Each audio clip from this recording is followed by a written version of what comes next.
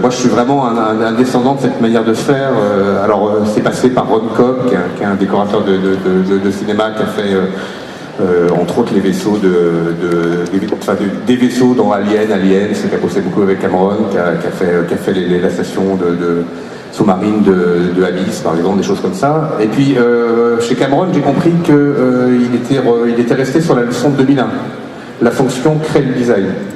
C'est-à-dire quelle est la méthode en fait du design réel dans la vraie vie. C'est ce que font les designers quand ils font des voitures. Ils pensent aux fonctions et après ils les mettent en forme. Donc moi je suis vraiment resté là-dessus. Quand je fais un vaisseau, quand je fais une machine, je pense à sa fonction avant de la dessiner. Après, je vais pas dire que je suis très radical là-dessus parce que en bande dessinée, on est des menteurs. On fait des images arrêtées, donc on peut en permanence finalement laisser le cerveau des lecteurs remplir les trous entre les images. Par exemple, j'ai fait un choix radical, il y a un de mes vaisseaux, la face avant et la face arrière ne sont pas compatibles.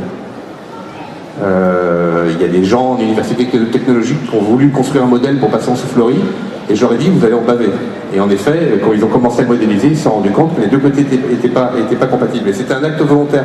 J'ai fait un joli arrière à mon vaisseau, j'ai fait un joli avant à mon vaisseau, j'ai fait un profil intermédiaire, et fondamentalement, le lecteur, il me fait confiance. Il va pas chercher dans sa tête à remodéliser le truc en 3D, à le faire tourner. Et mon but, c'est qu'à l'arrière, il émette les signaux qui sont, c'est une machine puissante qui vole bien, etc. Qu'à l'avant, il émette des signaux, c'est une machine moderne. Je combine les signaux. Donc en bande dessinée, on n'est pas du tout dans des problématiques de cinéma. On n'est pas obligé de faire des choses réelles. On doit faire des choses vraies. C'est-à-dire qui sonnent vraies, qui donnent l'impression d'être vraies. Et je pense qu'en illustration, c'est les mêmes choix qu'on peut faire à des moments de ne pas se soucier de réalité. On est beaucoup plus à la recherche de la vérité, quelque chose qui colle fort, quelque chose qui dit du sens de manière très forte. Donc c'est vraiment une représentation de la machine qui est à 50% dans la volonté de traduire les fonctions, comme ça, d'être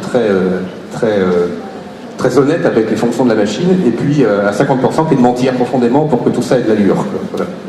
Sur ce désir de réalisme du design de vaisseaux et autres, c'est vrai qu'il y a en science-fiction vraiment pléthore d'images réalistes en fait, et puis de photoréalisme. Je pense que ça doit être un des derniers domaines où l'aérographe par exemple a été utilisé pour l'hyperréalisme. Par exemple là on voit on voit les maquettes par exemple sur l'exposition Bourgeon. François Bourgeon réalise les maquettes en volume pour pouvoir, disons, tourner autour, appréhender le volume d'une manière réaliste et cohérente. Comme Hergé a fait en son temps pour Tintin. Voilà, est-ce que vous arrivez à créer un univers de cette manière-là en vous aidant d'artefacts extérieurs comme ça, où c'est uniquement le design en fait qui vous porte, ou plutôt que le désir de réalisme? La Manchu serait bienvenue dans son désir de réalisme, parce qu'effectivement quand il s'aperçoit qu'une tuyère ne fonctionne pas sur un vaisseau même dessiné, il hurle. Donc ça aurait été pas mal d'avoir son avis là-dessus. Mais par exemple Benjamin, j'ai l'impression que dans ton travail tu as aussi un souci plus important que la fonction. Il y a aussi une esthétique, tu as une gamme chromatique qui est très particulière, je trouve, par rapport à ce que l'on trouve habituellement, plus sombre peut-être, un petit peu plus... alors qui colle bien par exemple aux images de steampunk que l'on peut voir sur l'écran. Mais est-ce que donc ce réalisme ou l'esthétique, à quel moment le réalisme s'arrête pour laisser la place à l'esthétique, simplement au design, à la beauté de la ligne? En fait, je suis pas tant que ça juste dans l'esthétique et la fonction de côté. Au contraire, je crois que en fait je me sens assez proche de Denis, si ce n'est que je crois que quand j'attaque un design de vaisseau ou de robot ou de machine, je me confronte à trois possibilités, qui est effectivement la fonction qui crée la forme, typiquement les vieilles locomotives à vapeur, ou les premières en tout cas, le tuyau il est là pour faire fonctionner, il y a le réservoir et tout, c'est vraiment la fonction qui crée la forme. Les vaisseaux pareil, même dans Star Wars, parce que la fonction elle peut être scénaristique, elle n'est pas forcément réelle, scientifique. Dans Star Wars, l'ouverture du premier film, quand le vaisseau rebelle se fait poursuivre par le croiseur, Si on regarde ce vaisseau rebelle, bon bah à l'avant il y a une cabine pour le piloter, à l'arrière il y a des réacteurs pour le faire avancer, c'est vraiment la représentation qu'on avait. T'as un radar, des canons au milieu pour se défendre, et si tu t'approches un petit peu, tu vois des petites cabines d'éjection qui sont sous son flanc.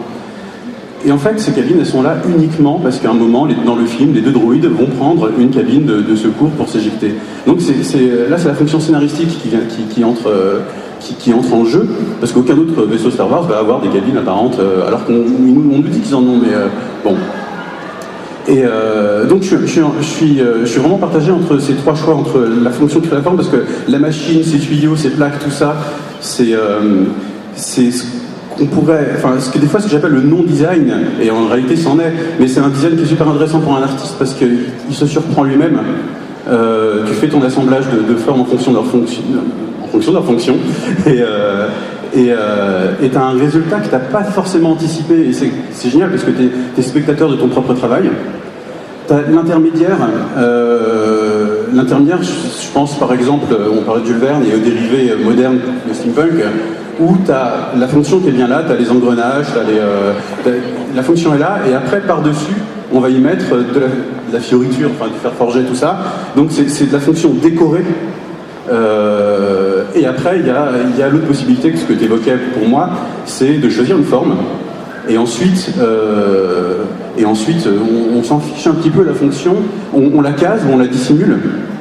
Et on choisit. Typiquement, le Nautilus ressemble à un animal. À la base, quand le Nautilus a été créé, la forme a été choisie. Et ensuite, bah oui, il a une hélice à l'arrière, il a du hublot au-dessus, il a son éperon à l'avant, mais du coup, la forme vient en premier. Chris explore les trois possibilités dans le travail surtout sur ce vaisseau. On a vraiment des vaisseaux type 2001 type Star Wars, c'est-à-dire tout gris avec des plaques et des tuyaux, et à l'inverse, on a des vaisseaux... c'est de la typographie en 3D, enfin, c'est ultra moderne. Je repense à des jeux auxquels j'ai joué récemment qui sont au jeu Homeworld.